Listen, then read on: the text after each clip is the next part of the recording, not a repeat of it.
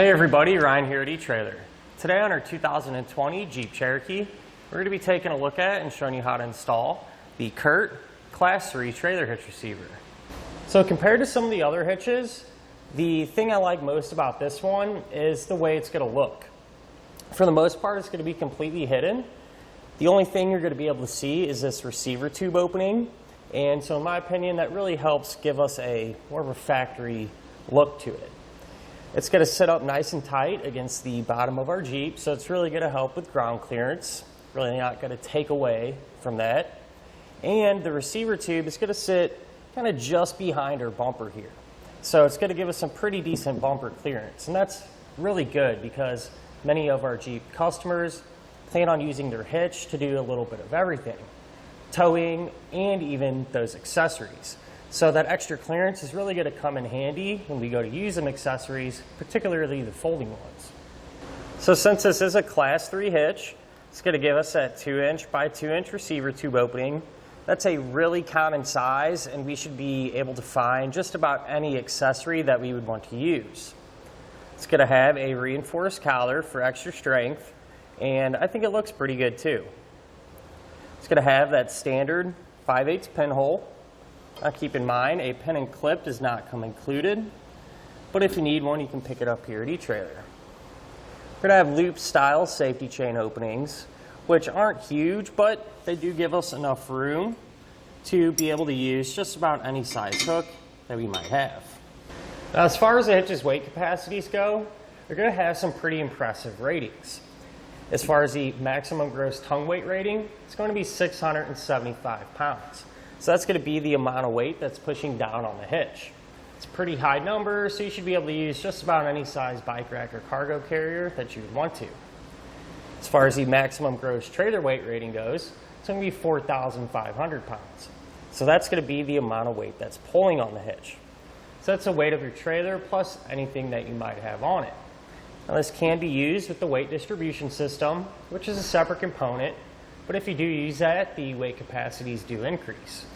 The maximum gross tongue weight rating goes up to 750 pounds, and the maximum gross trailer weight rating increases to 5,500 pounds. Now, I do recommend, it's never a bad idea to check with your Jeep's owner's manual to make sure your Cherokee can pull that much weight safely. Now, if you do plan on doing a little bit of towing, I would recommend picking up some trailer wiring. That way the lights on your trailer will sync up with the lights on your Cherokee, and you'll be safe and legal. Now I'm going to give you a couple of measurements, and you're going to use these to help figure out which hitch-mounted accessories to get.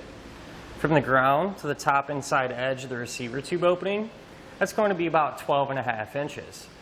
So chances are pretty good if you do plan on doing some towing, you're going to need to get a ball mount with a rise. From the center of the hitch pin to the edge of the rear bumper, that's going to be about 7 inches. And you're going to use that measurement to help figure out that if any folding accessories you might have can be stored in that upright position without contacting the bumper. But at the end of the day, a hitch you really can't go wrong with. It's going to look great, be versatile, and be able to handle just about anything you want to throw at it. As far as the installation goes, it's really not too bad. It is a little involved, but everything's pretty easy to get to and straightforward. Speaking of which, let's go ahead and put it on together now. To begin our install, we're going to be underneath the back of our Jeep here, and we're going to need to lower our exhaust. So before we do that, what I like to do is take a strap and just run it from side to side. That way, when we do lower it, the remaining portion of it will have a little bit of support here. So to give us enough room to get our hitch installed, we're actually going to completely remove this muffler assembly here towards the back. So if you look right here, we're going to have a band that holds that rear muffler assembly to kind of our mid-pipe here. And we're going to loosen this up right here using a 15mm socket. That band is kind of connecting these two pieces together. And I figure we loosen this up first before we kind of lower our exhaust. That way this will be kind of tight and we'll be able to break this band free easily. Now if you move kind of on the side of our muffler, we're going to have our exhaust hangers. And these are going to be held in place with two 13mm bolts. So we'll go ahead and remove all of them. And each side of our Jeep is going to be set up the same way. So I'll pull these out, move to the other side, and do the same thing.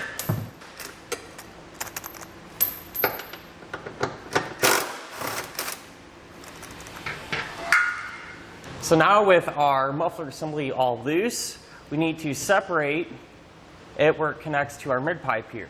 So what you can usually do is kind of just wiggle it around a little bit, work it side to side, have it pop out, and we're able to pull it towards the front of our Jeep, lower it down, and we can set it off to the side. With the muffler out of the way, we're going to have a ton of room to work now. So on each one of our frame rails, we're going to have some wiring that's connected to them. Well, that'll be in the way of our hitch. So we're just going to remove it. We use a trim panel tool or a flathead screwdriver will work. Just pry underneath those fasteners and pop it down. Same style fastener right there. Just kind of tuck this out of the way for now. Now if you look on our frame rail, on the sides, we're going to have some caulk here, or some sealer. Well, that can interfere with our hitch. That same style of sealer is just going to be on this outside portion of our frame rail. So what I'm going to do, just on this side of our frame rail, is take a scraper and kind of remove that. That way we don't have to worry about any interference or anything like that. Now I want to mention, from this point on, our Jeep is going to be set up the same on each side. So whatever we do over here, we're also going to repeat on the other side.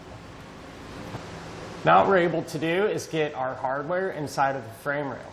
So we're going to have 3 attachment points on each side of our Jeep. We're going to be using this hole here on the side, and these 2 here on the bottom. So we'll start with this one here on the side first. We're going to take our fish wire, we're going to take the coiled end, run it through that hole, and we want it to drop out of this large square hole here at the bottom of our frame rail. Then what we're going to do is take a spacer block, slide it over the coiled end, and a carriage bolt will thread onto it. Kind of feed the hardware up in the frame one at a time and pull that bolt out. For the other 2 holes, pretty similar here. Take our coiled end, push it towards the back. We're going to use that same hardware combination for this one as well.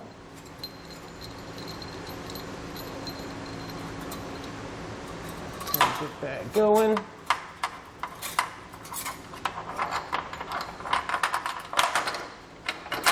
Drop down. Now for this big square hole, it's going to be a little different. We're going to use what's called the reverse fish wire.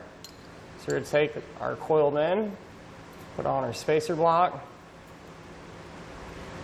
thread on our carriage bolt, and then feed it up into the frame rail. Drop it down. Now once we have it all in, what I'm going to do is take the side one and just barely push it into the frame rail. That way when we put our hitch up, it's not going to hit the bolt and interfere. With it like that, it'll be able to slide right up into position. Now with an extra set of hands, we're going to raise our hitch into position. So you're going to want to take your pull wires and run them through the corresponding holes in the hitch. Once we have all of them through, we can carefully raise it up. Kind of pull that slack out of the fish wire as we go up. Get our hardware pulled through. And what you're going to want to do is get at least one nut started, hand tied on each side. That way the hitch will support itself. So they're all going to take these flange nuts. Once it is supporting itself, we can work on the rest of our hardware. Sometimes it helps to kind of put a little side pressure on the bolt to get that nut started, just like that.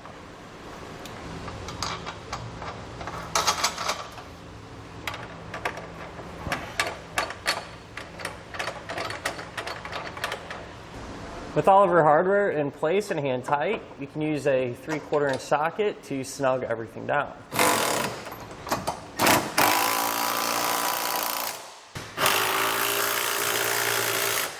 Now we can go ahead and grab a torque wrench and tighten all of our hardware down to the amount specified in the instructions.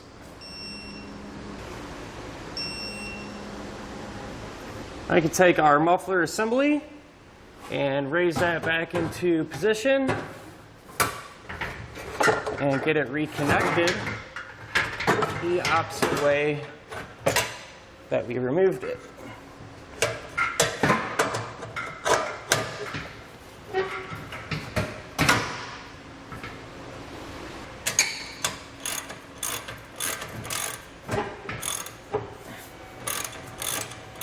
And then we're just going to do the same thing here for our exhaust brackets back here by the muffler itself.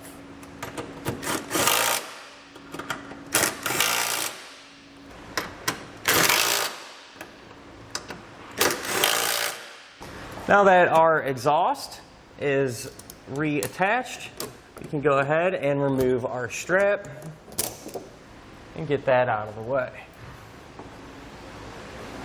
And that'll finish up our look at and our installation of the CURT Class 3 trailer hitch receiver on our 2020 Jeep Cherokee.